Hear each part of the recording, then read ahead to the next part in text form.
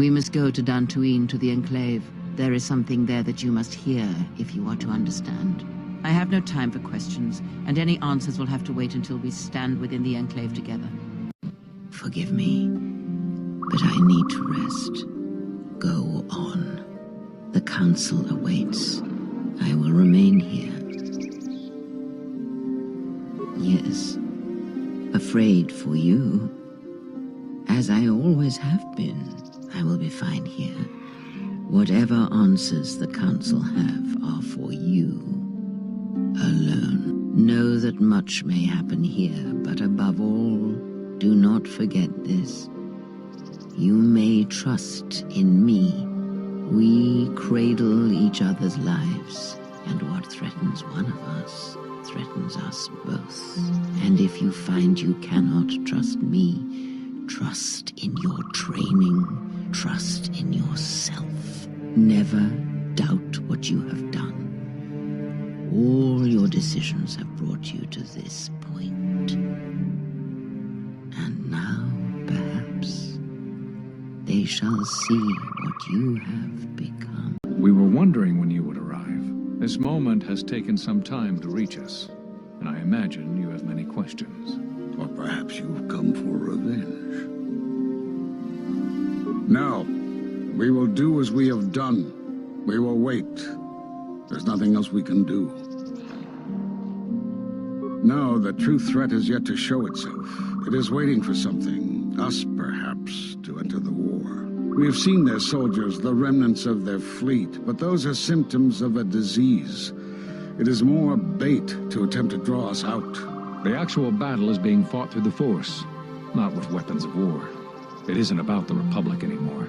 The attack on Onderon, something was attempting to use the planet itself, to feed on it, to draw on the power there.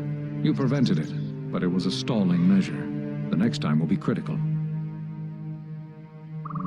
If Jedi gather, if we wage war against these shadows now, then Jedi will die, and we will die for nothing. Whatever this thing is, it must be fought by those strong in the Force. It cannot be fought in any other way. It knows this, and that is why it is killing us. If we die, then it will win, no matter what fleet or weapons are brought against it. I see you have failed to grasp the nature of the enemy we face. Where Jedi gather, Jedi die. But not just Jedi. All things touched by the Force. The last Jedi Conclave was on Qatar, a Miraluka colony, and all of Qatar was destroyed. All of the Jedi killed. Including Master Zar, Master Vandar. A Jedi doesn't care if he dies. Everyone does. But when we fight, when we sacrifice ourselves, it is for others, for the greater good. But our presence must not endanger others. And as long as we were visible targets, we were a threat to everything around us. So we sought out places touched by the Force, by such events. We went to Dantoonie, to Telos, to Doxon. And some of us just left. We thought the enemy might show themselves. They were Sith, that much was certain. But where they were striking from, we did not know. We cast you out of the Order because you followed Revan to war. There was no other reason. No, there was another. You had become different somehow, changed. The war had changed you. You were no longer a Jedi, but we could not tell you why. Some explanations mean nothing unless the one who suffers comes to the answer on their own. What had happened to you was punishment enough, and the Jedi do not kill their prisoners. And if you had stayed, you would have changed us, and that we could not allow. Have you noticed that when you act, others follow? Those that travel with you. There's something wrong here. A disturbance in the Force.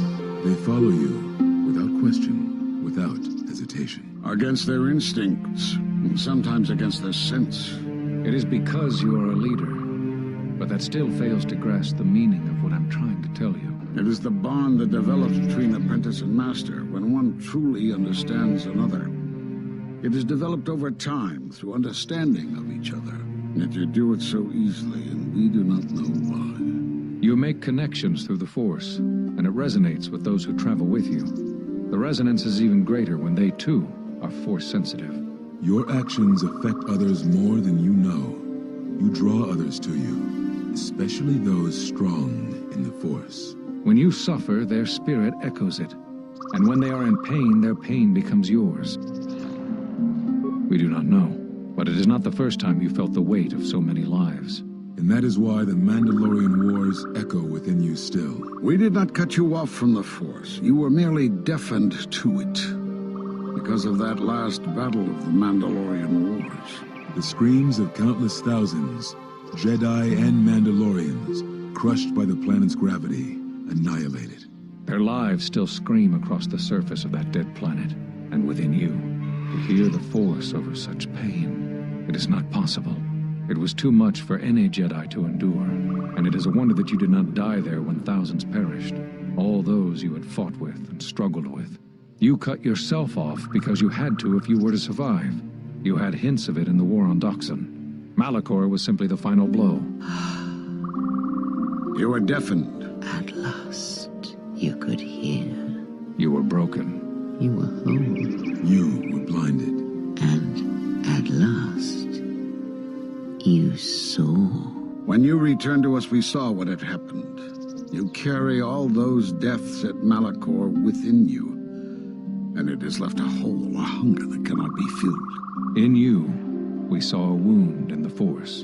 In you, we saw the end of the Force. You are a cipher, forming bonds, leeching the life of others, siphoning their will and dominating them. It is the teaching of these new Sith to feed on others, on other Force sensitives. They are symptomatic of the wound in the Force. You are a breach that must be closed. You transmit your pain, your suffering through the Force. Within you we see something worse than merely the teachings of the Sith. What you carry may mean the death of the Force, and the death of the Jedi. So you think. It is not the strength of a Jedi you feel. He's right. It's all the death you've caused to get here. You feed on it, and you grow stronger. You're like Malachor. It's in you, it's what you are now. You must have noticed as you fought across all these planets, killing hundreds, only to become more and more powerful. Why do you think that was? But what's worse is that bonding you have. It hasn't gone away. It's gotten stronger, and the more attachments you form, the more you draw others to you. And that is why you are a threat to us all. You know what the choice is. If you don't warn them, then the Republic will fall. All those countless lives, innocent lives. Or the One. What if other Jedi went to war as you did, suffered the same events, and emerged as you did? What if there was a crucible that trained such Jedi to consume and kill? For you, Malachor was that crucible. What's worse is these Sith that we face. I fear that they have learned the lesson of Malachor all too well. It is what allows them to prey on Force users, to become stronger when Force sensitives are near.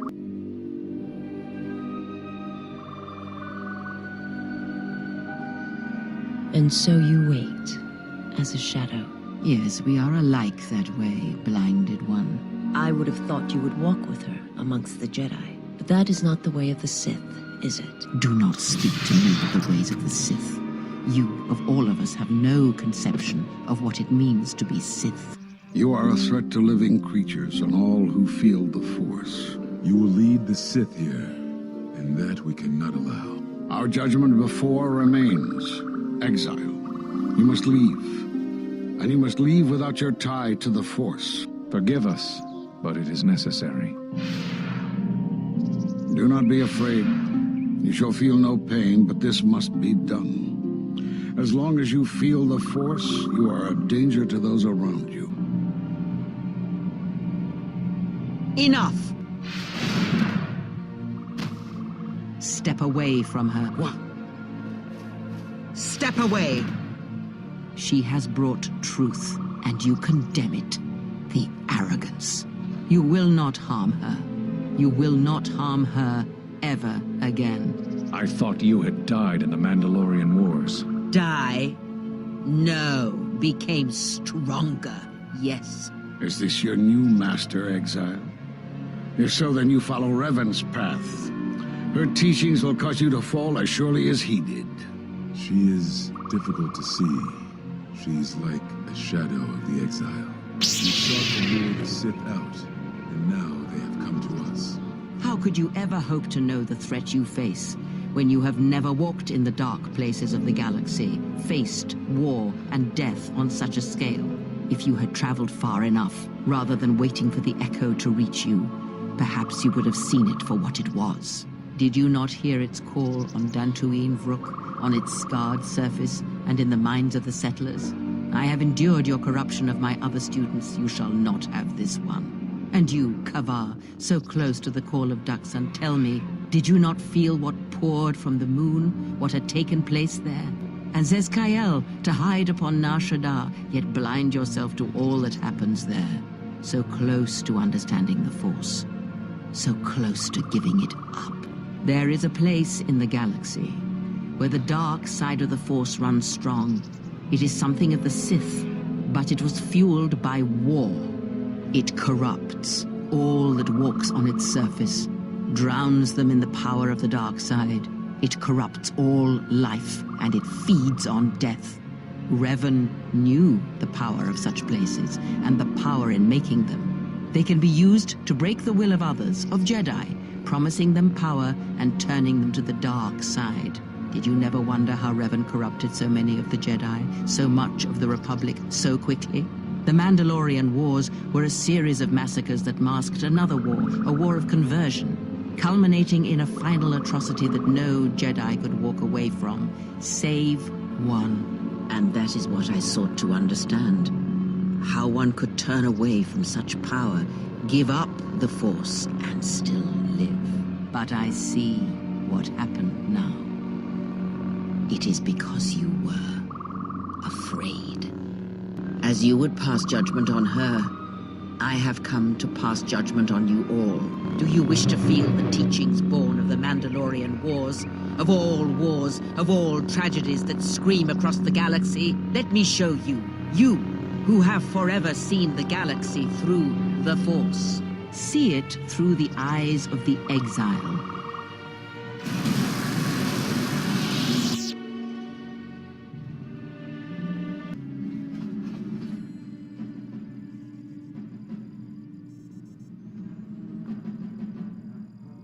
She's gone. The handmaidens came for her. They know who she is now. I couldn't stop them. I wasn't conscious at the time. I don't even know if I could have stopped them. They'll take her to Telos, and Atris will do what she'll do with anyone she thinks is a Sith. Yeah, she will. If she can. That's what I was afraid you'd say. Is something wrong? You look troubled. I can feel it. That is an odd answer. What did you mean by it? Never. I believe in what we are doing, what you are doing. I am here because I choose to be. I simply do. There is nothing I can show you as proof, except give you my word. Something happened within the Enclave. What is it?